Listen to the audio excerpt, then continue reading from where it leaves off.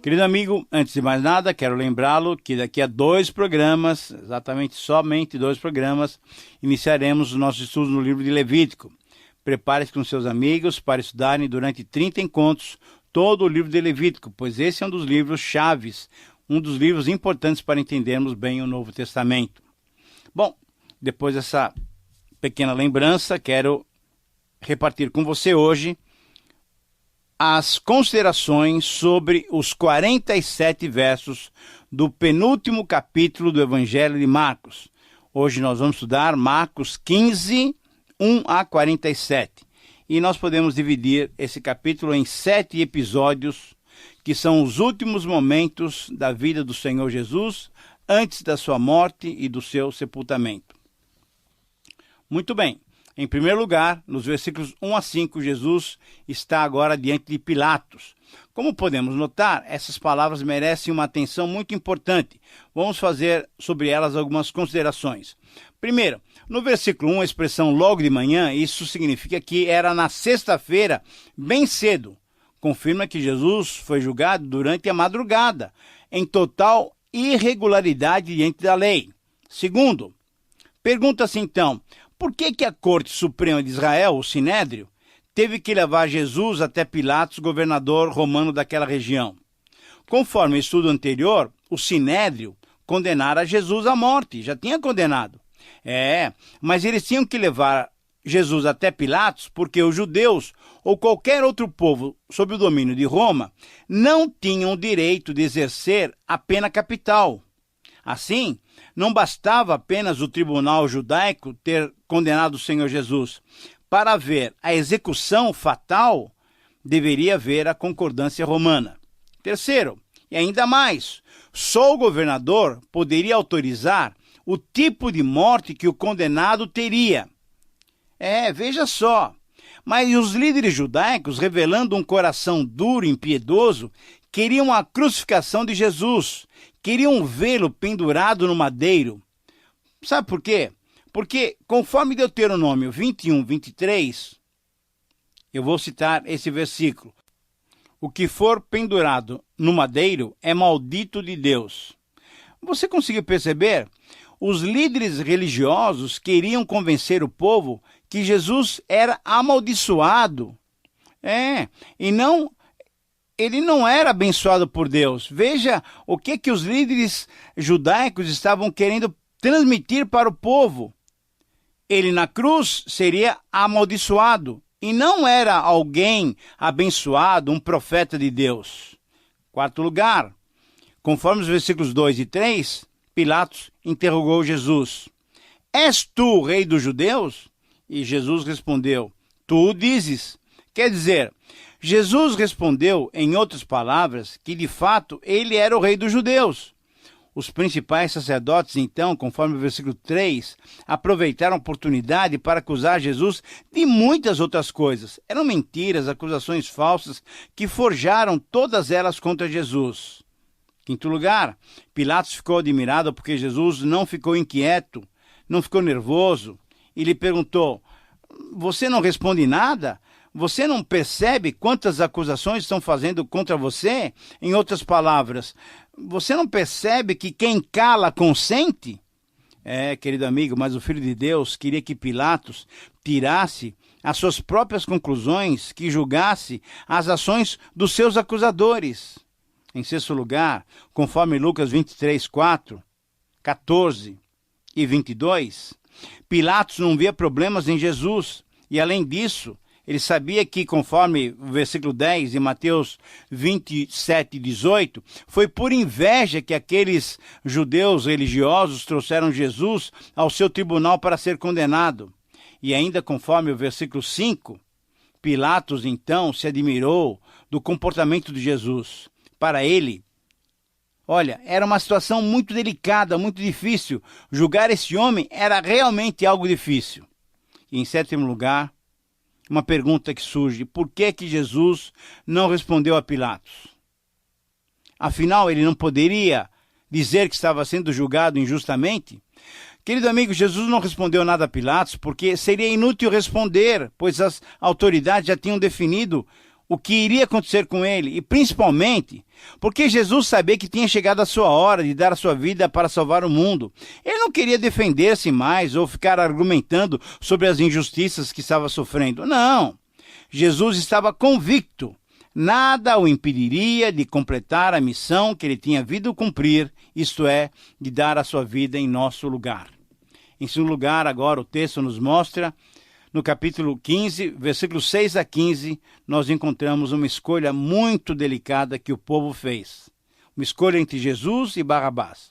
Vamos analisar bem detalhadamente esse texto. Primeiro, era comum, por ocasião da Páscoa, libertar-se um prisioneiro. Segundo, Barrabás, provavelmente um zelote, uma das seitas mais extremas do judaísmo, ele tinha sido preso com amotinadores que haviam cometido um homicídio.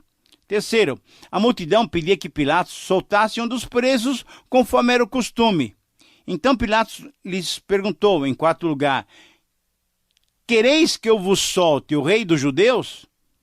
Pilatos pensou que a escolha desse criminoso, de Barrabás, de alta periculosidade, pois se tratava de um amotinador, um assaltante, homicida, conhecido de todos pela sua capacidade de cometer crimes e assaltos, Pilatos pensou que isso nunca fosse acontecer, que a escolha não cairia sobre Barrabás. Pilatos pensou que o povo preferiria soltar a Jesus do que Barrabás. Porém, Pilatos enganou-se completamente.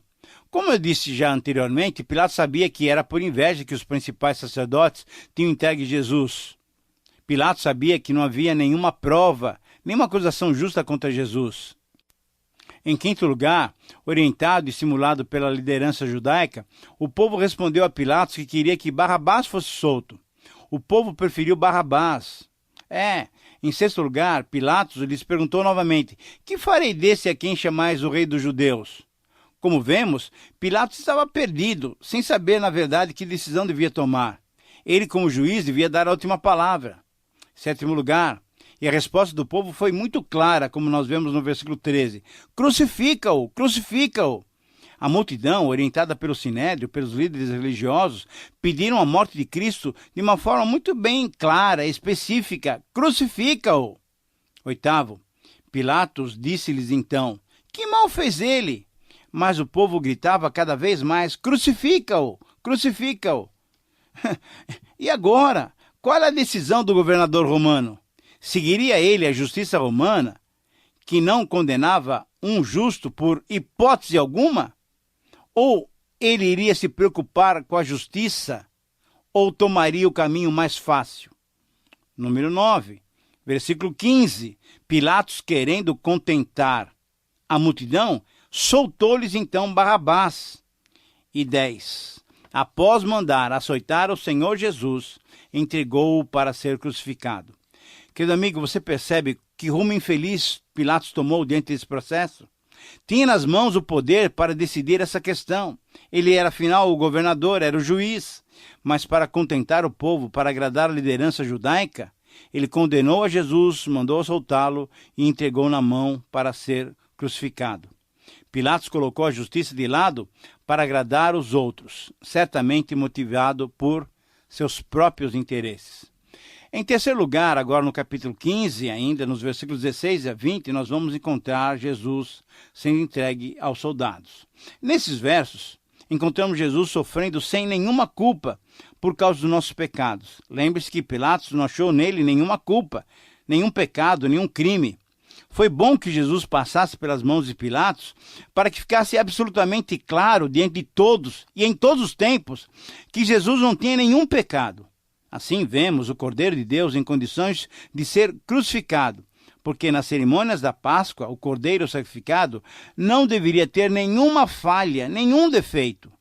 Embora Pilatos não tenha visto nenhum crime em Jesus, ele o entregou nas mãos dos soldados para ser crucificado. Como diz o texto, ali o Senhor Jesus, o autor da criação, foi insultado, xingado, menosprezado e foi até ridicularizado. Primeiro, vamos analisar esses textos agora. Com sentimento de zombaria, eles vestiram Jesus de púrpura, pois essa era uma cor da realeza.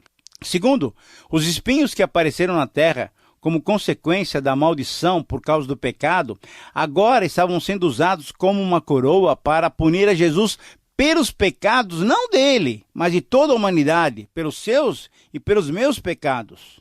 Terceiro, como ultraje, a saudação "Salve, Rei dos Judeus", era na verdade uma zombaria por ser condenado como Rei dos Judeus. Quarto, bater na cabeça, cuspir no rosto e ajoelharem-se diante dele para adorá-lo de modo desrespeitoso, de modo zombeteiro, foram as outras provocações que o Senhor Jesus teve que suportar. E em quinto lugar, a troca de roupas da púrpura real para o traje simples do andarilho das estradas poeirentes da Palestina foi a última ação dos soldados contra o Senhor Jesus antes de o conduzirem para ser crucificado. Em quarto lugar, agora, no texto do capítulo 15, nós lemos no versículo 21, Jesus tendo uma ajuda especial. Apareceu um homem chamado Simão e eles deram uma tarefa para o Simão levar a cruz de Jesus. Cirene, a cidade de Simão, era uma cidade importante da Líbia atual, no norte da África. Lá havia uma colônia judaica e certamente por isso Simão estava lá em Jerusalém pela ocasião da Páscoa para adorar. Esse homem, depois dessa experiência direta com a cruz do Salvador, certamente ele se converteu com sua família e os seus filhos Alexandro e Rufo também se tornaram cristãos e eram bem conhecidos em Roma, conforme lemos em Romanos 16:13. Alguns estudiosos identificam esse Simão como o Simeão Níger, lá de Atos 13:1, um dos líderes da igreja de Antioquia. Ora, querido amigo, essa experiência de Simão carregando, obrigado, a cruz do Senhor Jesus, serve como um símbolo, claro, um símbolo muito específico de como o verdadeiro discípulo deve tomar a sua cruz, agora só que espontaneamente, para seguir o Senhor da sua vida. Espero que você seja um verdadeiro seguidor do Senhor Jesus Cristo. Em quinto lugar, o capítulo 15 nos mostra os versículos 22 a 32, e ali temos o relato da crucificação. Vamos fazer algumas considerações sobre esse relato. Primeiro, o local era uma pequena colina com o formato de uma caveira, daí ter o nome de Gólgota. Era um local fora da cidade. Segundo, a bebida oferecida a Jesus como analgésico era vinho com mirra. Essas especiarias tinham esse poder analgésico e comumente eram oferecidas aos crucificados para atenuar as suas dores.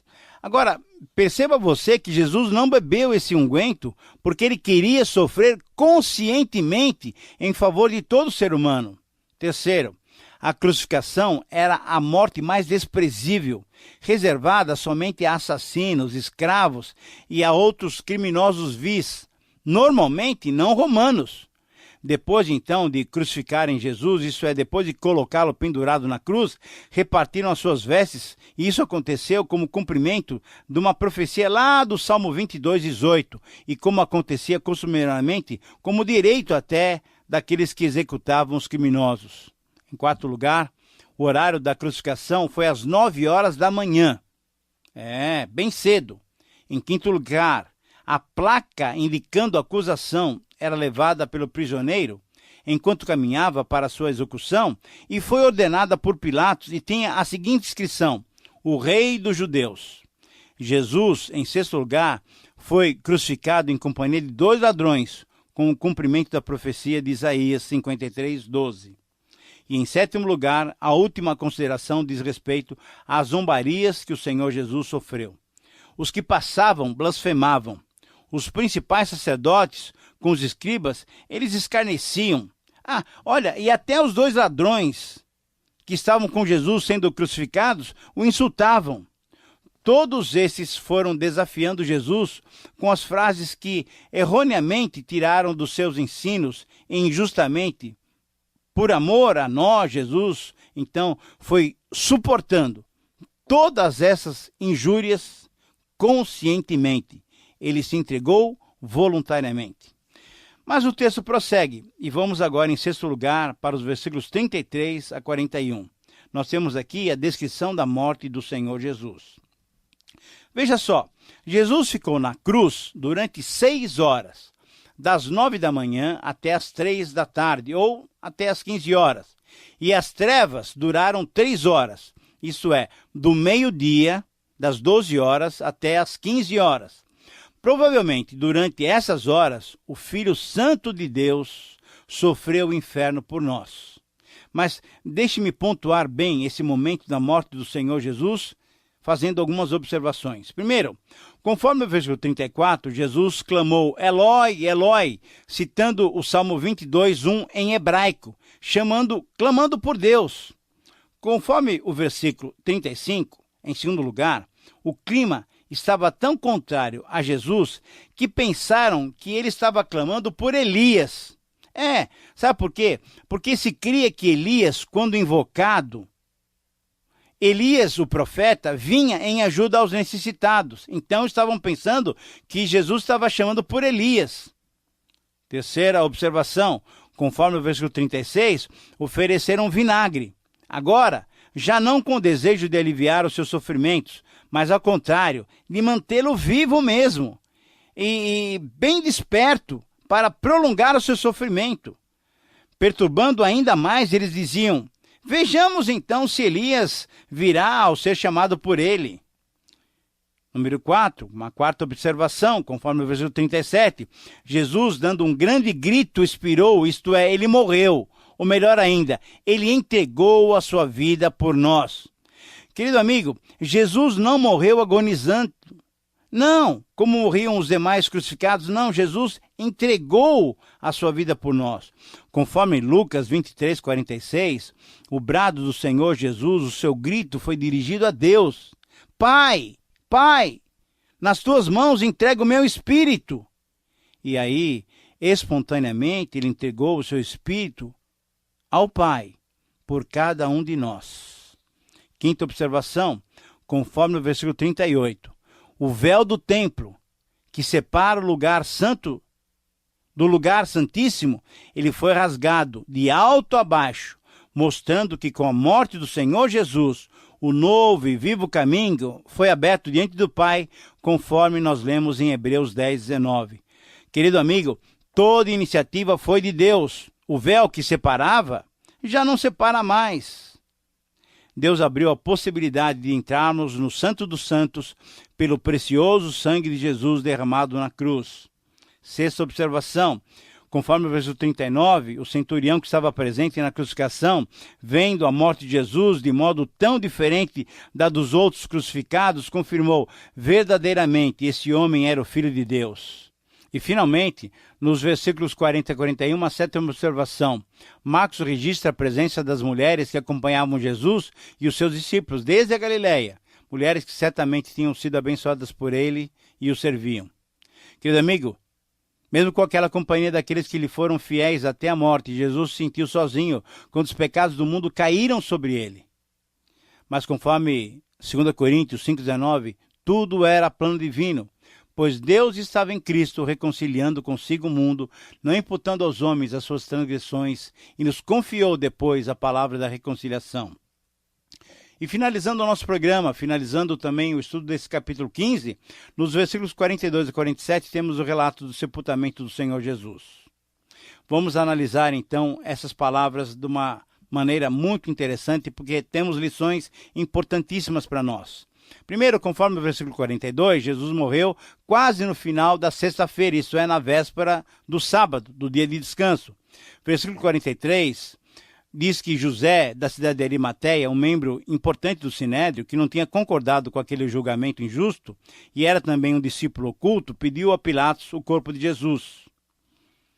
Terceiro, versículo 44, Pilatos se admirou de Jesus já ter morrido tão rapidamente, pois o normal era que o crucificado demorasse muito tempo, talvez até alguns dias para morrer. Mas, de fato, a morte do Senhor Jesus ocorreu rapidamente, sabe por quê? Porque ele se entregou espontaneamente por nós. Quarta observação, 44 e 45 versículos, né? Pilatos pediu confirmação para ver se Jesus realmente tinha morrido. Versículo 46, diante dessa confirmação, José de Arimateia e Nicodemos, um outro importante judeu, tiraram o corpo do Senhor Jesus da cruz e sepultaram num sepulcro novo, aberto numa rocha, confirmando então a profecia de Isaías 53, 9. E, terminando esse capítulo, conforme o versículo 47, Marcos registra que algumas mulheres que estavam na crucificação também estavam agora presentes no sepultamento, vendo exatamente onde estavam colocando o corpo inerte do Senhor da vida. Querido amigo, muitos que leem esse texto sobre a crucificação sentem simpatia por Jesus e ódio dos homens que o mataram. Muitos ficam penalizados e sentem-se porque Jesus morreu assim. Sentem muita tristeza. Os corações religiosos e sensíveis ficam cheios de sentimento e de dor por todos esses acontecimentos. Outros ficam cheios de ódio, de aversão por aqueles que levaram Jesus até a morte. Mas não é de sentimentos assim que Jesus quer que tenhamos. Não é isso que agrada a Deus. O que Deus quer é que nós nos aproximemos da cruz com fé na obra que Jesus realizou por nós. Não é simpatia, solidariedade humana ou pesar revelado pelos homens. Deus não quer isso. Deus quer que tenhamos fé no sacrifício de Jesus. Deus quer que creiamos que Jesus morreu e foi ressuscitado para nos salvar. Com o coração, cremos para a justiça e com a boca confessamos para a nossa salvação. É isso que Deus quer. O sentimento de solidariedade, pesar ou simpatia, na verdade, de nada valem. Deus quer ver em nós uma fé viva, para assim nos dar a salvação em Jesus Cristo. E você? Qual é a sua reação diante do sacrifício de Jesus? Simpatia ou crença? Solidariedade ou fé? Avalie-se e desfrute do grande amor de Deus. Querido amigo, Deus quer ver em nós fé no sacrifício do Senhor Jesus. O ponto mais importante desse evangelho é a crucificação de Cristo. A morte de Cristo fazia parte do plano de Deus, antes mesmo que houvesse mundo. Desde a eternidade, Deus lançou o plano de redenção do homem. Jesus, então, é o Cordeiro de Deus que foi sacrificado desde a fundação do mundo. O Cordeiro de Deus que tira o pecado do mundo. O Evangelho traduziu o plano divino estabelecido desde a eternidade. Deus providenciou tudo mesmo. Tudo aquilo que eu e você precisávamos para alcançarmos a salvação. Deus providenciou Jesus, que foi entregue na cruz pelos nossos pecados. Minha oração é que você tenha Jesus Cristo como seu Senhor e Salvador. Bom, terminamos assim o nosso tempo de estudo. Escreva para nós, por carta ou por e-mail. Entre em contato conosco. Sempre é bom compartilharmos a palavra de Deus. Que o Senhor te abençoe.